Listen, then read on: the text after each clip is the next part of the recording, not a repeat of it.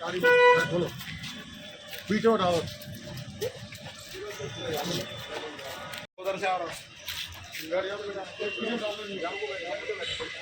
क्यों बैठा हो जाए? दो तीन महीने एक दूसरे लेकिन जना जम बैठ जाओ।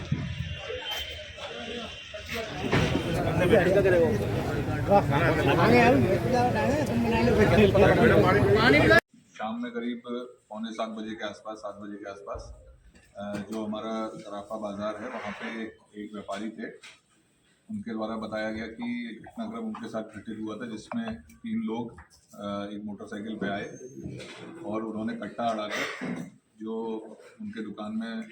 जो कैश रखा हुआ था उसको वो लूटकर वहाँ से मौके से फरार हो गए। जैसे ही पुलिस को सूचना मिली, पुलिस तत्काल मौके पर पहुंची और पूरे घटनाक्रम का, घटनास्थल का हम लोगों के द्वारा अवलोकन किया गया। उसके बाद तत्काल पुलिस ने मामले को गंभीरता से लेते हुए हमारी पूरी टीम इसमें लगी। इसमें हम लोगों ने घटनास्थल के आसपास के और जो दुकान जहाँ पे घटना हुई थी वहाँ के आसपास की कई गलियों के, इसके अलावा शहर के करीब 150 से ऊपर कैमरे हम लोगों ने उसमें खंगाले। उसमें हम लोगों को घटना से संबंधित काफ़ी महत्वपूर्ण जानकारी मिली, जिसमें हमें जो आरोपी थे वो किस प्रकार से आए, उनका हुलिया क्या था, कौन सी घटना में उनके द्वारा गाड़ी प्रयुक्त की गई थी, किस प्रकार से उन्होंने घटना को अंजाम दिया, कहाँ से वो आए थे, किस दिशा में वो गए, ये सारी महत्वपूर्ण जानकारियाँ हमें सीसीटीवी के अवलोकन से प्राप्त हुई। इसके उपरांत जो उनका हुलिया था उसके आधार पर हमने अपनी टीमों को सक्रिय किया। हमारी टीम ने जो थाना प्रभारी कोतवाली के साथ साथ थाना प्रभारी मुराबाद, थाना प्रभारी बामोर, थाना प्रभारी देवगढ़, थाना प्रभारी दिमनी, इसके साथ साथ अन्य जो हमारे विभिन्न थाना अंतर्गत जो हैं हमारे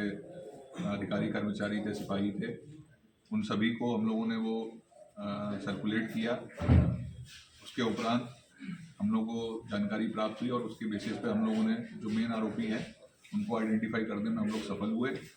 उसके बेसिस पर पुलिस के द्वारा जो धौलपुर में आप सभी लोगों की जानकारी में है, मौरोली जो एक काफ़ी कुख्यात गांव है वहाँ पे, और नगर करके जो गांव है वहाँ पे हम लोगों ने अपनी पूरी फोर्स के साथ, जिसमें करीब 100 से ऊपर हमारे पुलिसकर्मी थे और काफ़ी गाड़ियाँ और सब था हमारा, उसके साथ हम लोगों ने दबिश की। इसमें मैं आप लोगों को बताना चाहूँगा कि जैसा आप सभी की जानकारी में है कि ये गांव जो है वो नदी के किनारे हैं, तो उसमें हम लोगों ने स्ट्रैटेजी के तहत एक टीम जो है हम लोगों ने वहाँ से भी भेजी थी और एक टीम हम लोगों ने अपनी नदी की तरफ से भी भेजी थी कि अगर ये वहाँ से निकलने का प्रयास करते हैं तो उसमें फिर इनको हम लोग घेर के पकड़ सकें। हमारे द्वारा प्रयास किया गया, किंतु जब तक पुलिस की टीम अंदर तक पहुँचती, क्योंकि गाँव की गलियाँ सक्रिय थी और सारी स्थिति थी, तो जो आरोपी थे वो मौके पे फरार हो गए, मौके से वहाँ से निकल गए। किंतु पुलिस के दबाव के चलते और अन्य कारणों से उनके द्वारा जो धौलपुर पुलिस है उसने मुख्य आरोपी को फिर एक दिन बाद जो है उसकी गिरफ्तारी की अन्य मामले में। इसके उपरांत पुलिस जब उससे पूछताछ की गई और उसके आधार पर फिर हम लोगों ने आगे कार्रवाई की, तो इसमें घटना में जो दूसरा आरोपी था उसको हम राउंड अप करने में सफल हुए। उससे भी हम लोगों ने इस घटना के संबंध में तस्दीक की। इसके उपरांत हम लोग जो तीसरा आरोपी है उसको भी हम लोग गिरफ्तार करने में सफल हुए।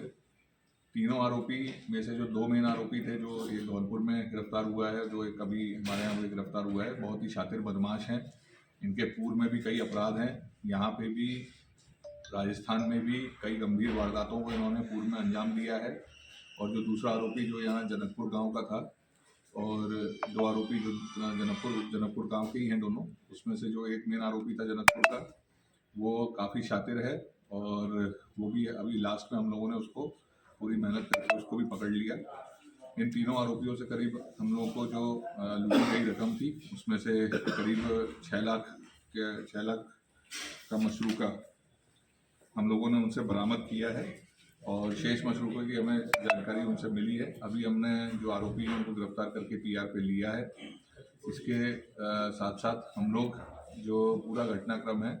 इसमें जो इनकी पूर्व की मामले हैं जिसमें इन लोगों को कोर्ट से जमानत मिली है, उसमें भी हम लोग इनकी जमानत भी निरस्त करवाएंगे, ताकि और अन्य जो मेन आरोपी जो धौलपुर में जिसकी गिरफ्तारी हुई थी वो यहाँ पे, जैसा आप सभी की जानकारी में, बामोर में भी पूर्व में काफ़ी बड़ी लूट हुई थी जिसमें वो आज तक फरार चल रहा था। इसके साथ साथ उस लूट के 2 अन्य आरोपियों को भी हम लोगों ने वहाँ से गिरफ्तारी करने में सफलता हासिल की और कुछ अन्य आरोपियों को भी हम लोगों ने उसमें अन्य क्षेत्रों के हम लोगों ने उसमें पकड़े हैं। तो ये पूरा घटनाक्रम हुआ था और इसमें हमारी पूरी टीम ने लगकर घटना की गंभीरता को देखते हुए तत्काल मेरे द्वारा 10,000 रुपये का इनाम घोषित किया गया था और आईजी साहब के द्वारा उसको बढ़ाकर 30,000 तक किया गया था। तो इसमें सभी की गिरफ्तारी हो गई है और कुछ अन्य यदि कोई अभी इनकी पूछताछ में अगर कनेक्शन आता है तो उसके विषय में फिर हम आगे भी उसमें कार्रवाई करेंगे। और आप लोगों के माध्यम से मैं सभी लोगों से यही अनुरोध करना चाहूँगा विशेष रूप से कि जैसे इस घटना में पूरा घटनाक्रम हुआ है तो जो भी इस तरह के प्रतिष्ठान हैं, व्यावसायिक प्रतिष्ठान हैं और साथ साथ जो लोग जिनके घर हैं, कई बार ऐसी घटनाएं घरों के आसपास भी घट जाती हैं। तो मेरा सभी से निवेदन है कि जिस प्रकार इस घटना में पुलिस को सीसीटीवी के माध्यम से और अन्य तरीकों से जो सफलता प्राप्त हुई और भी इसके उदाहरण हैं कि अन्य जगहों पर भी ऐसी होता है। तो मेरा सभी से अनुरोध है कि आप लोग भी अपनी सुरक्षा का ध्यान रखते हुए अधिक से अधिक अपने घरों में, प्रतिष्ठानों में सीसीटीवी कैमरे लगाएं और सुनिश्चित करें कि उनका एक एंगल जो है वो रोड की तरफ रहे, ताकि जिसमें अगर यदि इस प्रकार की घटना घटित होती है तो उसको पकड़ने में भी हमें सफलता मिले और अदरवाइज भी सिक्योरिटी कैमरा लगे होने से अपराधी भी उससे भय खाते हैं और अपराध करने से पीछे हटते हैं। तो ये मेरा सभी से निवेदन है और इसमें जो भी टीम है उसको जैसा मैंने बताया कि उचित इनाम दिया जाए।